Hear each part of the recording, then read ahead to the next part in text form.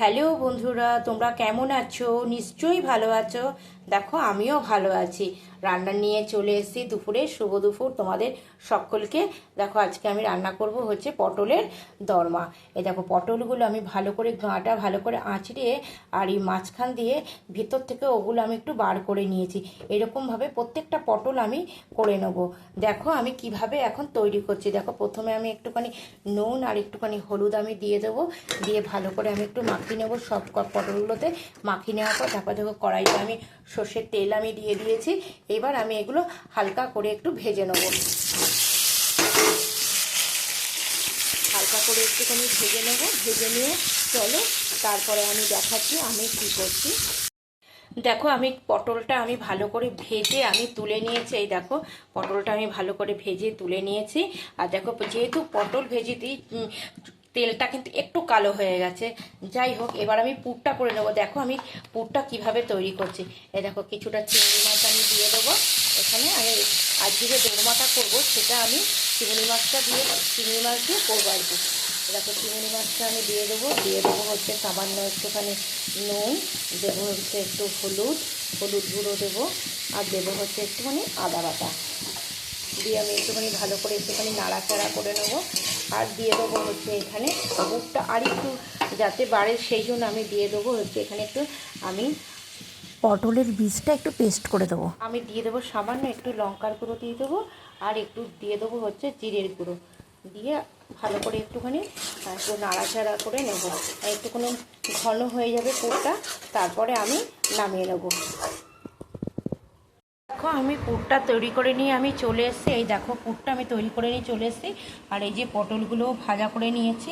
এবার আমি এই পটলের ভিতরে আমি পুরগুলো আমি ভরে নেব। দেখো আমি কিভাবে ভরছি। এই যে পুরগুলো এর ভিতরে দিয়ে আমি ভরে নেব। পুরগুলো তোমরা যতটা পরিমাণ দিতে চাও একটু বেশি বেশি করেই দেবে, তাহলে দেখবে খেতে খুব মানে খুব ভালো লাগবে। দেখো এইভাবে এই যে এইভাবে ভরে নেবে। এইভাবে ভরে নিয়ে তারপরে মুখটা সিল করে দেবে। আমি সিল করার জন্য দেখো আমি কিছুটা ময়দা আমি একটু গুলে আমি রেখে দিয়েছি, সেটা দিয়ে আমি মুখটা আমি সিল করে দেবো। এই যে এইভাবে মুখটা সিল করে দেবে। এই সিল হয়ে গেল। এইভাবে আমি প্রত্যেকটা পটল আমি গড়ে নিয়ে দেখো আমি তারপরে তোমাদের দেখাচ্ছি। এইরকমভাবে মানে পুরটা ভরে নিয়ে তারপরে আমি চলে এসেছি। দেখো কড়াইতে আমি আর একটু তেল দিয়ে দিয়েছি। এবার আমি একটুখানি সম্বার করে নেবো। তারপর একটু গরম মশলা আমি দিয়ে দিলাম।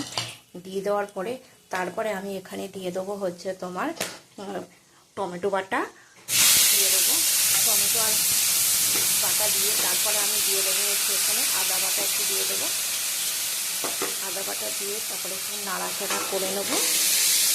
নাড়াচাড়া করে তারপরে আমি দিয়ে দেবো হচ্ছে সামান্য একটুখানি নুন, আর দেবো হচ্ছে হলুদ একটু দিয়ে দেবো হচ্ছে জিরের গুঁড়ো দেবো লঙ্কার গুঁড়ো দিয়ে দেবো। দিয়ে একটু ভালো করে নাড়াচাড়া করে নেবো। ভালো করে নাড়াচাড়া করে তারপরে আমি এখন দিয়ে দেবো হচ্ছে এখানে আমি দেখো বাদাম আমি বেটে রেখেছি। বাদাম আর সামান্য একটু আমি দই দিয়েছি, টক দই দিয়ে ভালো করে ফেটিয়ে আমি এখানে দিয়ে দেবো। দিয়ে আরেকটু ভালো করে আমি নাড়াচাড়া করে নেবো। যতক্ষণ পর্যন্ত নাড়বো যাতে তেলটা ছেড়ে আসে ততক্ষণ পর্যন্ত আমরা নাড়াচাড়া করব। দেখো মশলাটা দিয়ে তেল ছেড়ে গেছে। এবার আমি সামান্য একটুখানি মিষ্টি দিয়ে দেবো। একটুখানি এই রান্না একটু মিষ্টি দিলে পরে খেতে খুব ভালো লাগে। এবার মিষ্টি দিয়ে নাড়াচাড়া করে তারপরে আমি দিয়ে দেবো হচ্ছে সামান্য একটু জল দিয়ে দেবো। গ্রেভিটা হবে তারপরে আমি পটলগুলো আমি একে একে সব ছেড়ে দেবো। কারণ পটলগুলো খুব সাবধানে ছাড়বে, কেননা যেহেতু পটলটা সিল করা আছে ভেতরে পুর ভরে, এই জন্য পটলটা খুব সাবধানে ছাড়বে যাতে ভেতর থেকে কিছু বেরিয়ে না যায়। দেখো আমি আরেকটুখানি জল দিয়ে দিলাম, আমার আরেকটু জল লাগবে সেই কারণেই দিলাম।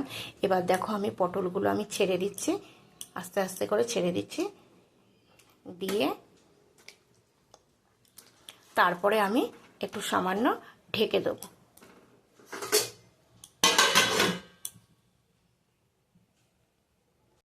দেখো ঢাকাটা তুলে নিলাম, অলমোস্ট ডান।